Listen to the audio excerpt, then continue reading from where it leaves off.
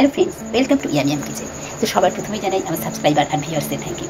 আর আমার চ্যানেলে যারা নতুন এসেছো অবশ্যই আমার চ্যানেলটা সাবস্ক্রাইব করে নাও। তো ফ্রেন্ডস, আজকের আমাদের রেসিপি হলো গাজরের হালুয়া। তো চলো দেখে নেওয়া যাক কী কী ইনগ্রিডিয়েন্টস আমি নিয়েছি। এখানে 1.5 গাজর নিয়েছি আমি, নিয়েছি 1 কাপ দুধ, আছে 1/4 কাপ কনডেন্স মিল্ক, আছে 2 টেবিল স্পুন পাউডার মিল্ক, আছে এলাচের গুঁড়ো, লাগছে বাটার, আর আছে একটু আমন্ড কুচি আর কিশমিশ। তো চলো ফ্রেন্ডস দেখে নেওয়া যাক কীভাবে বানাচ্ছি। তো ফ্রেন্ডস, সবার প্রথমেই আমরা গাজরটাকে গ্রেট করে নেব। ফ্রেন্ডস দেখো, আমরা গাজরটা গ্রেট করে নিয়েছি।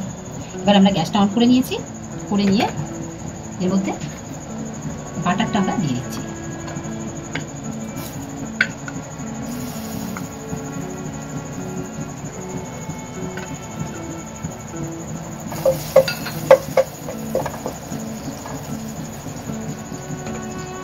বাটারটা দিয়ে ওর মধ্যে আমরা গাজরটা দিয়ে দেবো।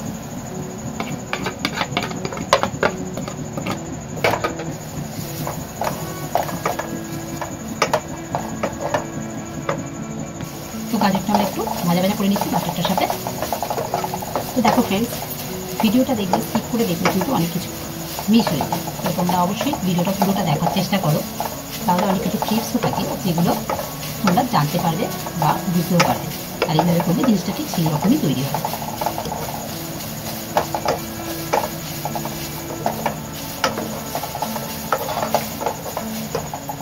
তো দেখো ফ্রেন্ডস, এখানে আমরা বাটারটা দিয়ে একটু ভাজা ভাজা করে নিয়েছি। এবার আমরা গাজরটা নাড়িয়ে একটা প্লেটের মধ্যে রেখে দেবো।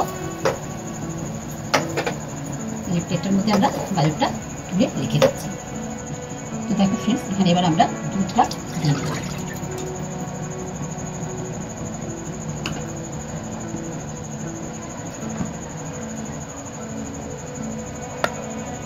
ফ্রেন্ডস, আমরা এখানে এলাচের গুঁড়োটা দিয়ে দিচ্ছি, ফ্লেভারটা সুন্দর আসে। প্রথম থেকে দিয়ে দিলে ফ্লেভারটা একটু ভালো আসে, দুধের মধ্যে পুরো মিশে যায়।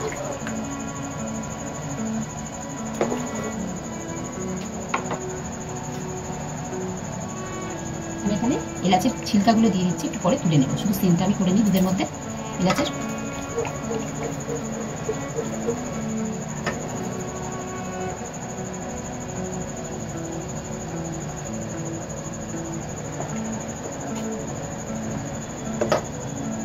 দেখো ফ্রেন্ডস, দুধটা আমাদের ফুটতে শুরু করে দিয়েছে। এবার একটুখানি ফুটিয়ে নেব দুধটাকে আমরা, নিয়ে তারপর আমরা গাজরটার মধ্যে অ্যাড করে দেব।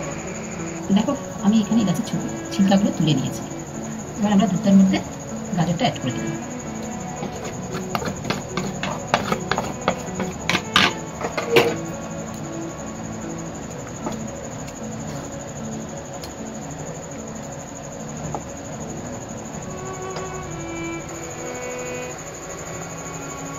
দেখো ফ্রেন্ডস, এখানে আমি একটা ঢাকা দিয়ে 2-3 মিনিটের জন্য লো ফ্লেমে এটাকে একটু সেদ্ধ মতন করে নিচ্ছি, যাতে তাড়াতাড়ি গাজরটা নরম হয়ে যায়।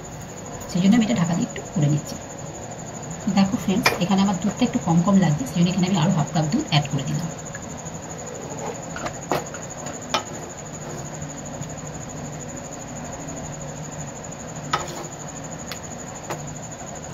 তো ফ্রেন্ডস, এবার এর মধ্যে আমরা কনডেন্স মিল্কটা অ্যাড করে দিচ্ছি। তো দেখো ফ্রেন্ডস, এখানে আমি 1/4 কাপ কনডেন্স মিল্ক নিয়েছি। এবার আমি একটু টেস্ট করে নেব, যে যদি তোমরা যারা দেবে না কনডেন্স মিল্ক তারা 1/4 কাপ চিনি দিয়ে করবে। যদি দেখো যে কম মিষ্টি হচ্ছে, তোমরা আর একটু চিনি অ্যাড করে দেবে। তো আমি এখানে দেখে নেবো একবার যে মিষ্টিটা পুরোপুরি ঠিক আছে কিনা, কারণ খুব বেশি মিষ্টি ভালো লাগে না, লাইট মিষ্টির মধ্যেই করবো। যদি লাগে আমি তাহলে এখানে একটু অ্যাড করে দেবো কনডেন্স মিল্ক। দেখো ফ্রেন্ডস, আমরা কনডেন্স মিল্কটা দিয়ে দিয়েছি। তো আমার এখানে 1/4 কাপ কনডেন্স মিল্ক দিয়ে মিষ্টিটা ঠিকই আছে। তোমরা যদি কেউ বেশি মিষ্টি খাও তো একটু বেশি করে দিয়ে দেবে। তো ফ্রেন্ডস, এবার আমরা এরকম দিয়ে দিচ্ছি পাউডার মিল্কটা।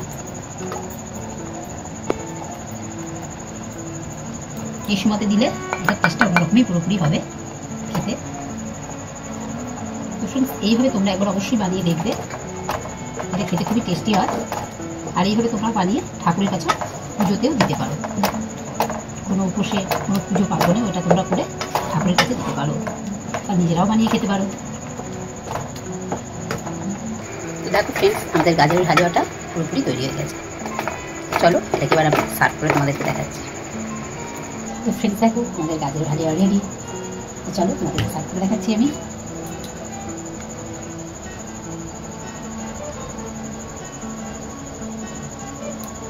এবার বাদামগুলো কিছুগুলো আমরা উপর থেকে ছড়িয়ে দেবো এইভাবে। আমার কুচিগুলো দিয়ে দিলাম উপর থেকে।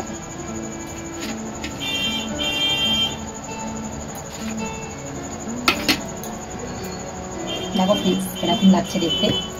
তো দেখো ফ্রেন্ডস তোমাদের কীরকম লাগলো রেসিপিটা অবশ্যই আমাকে জানাবে, আর একবার অবশ্যই ট্রাই করবে। লাইক শেয়ার কমেন্ট করতে ভুলবে না। Thank you for watching.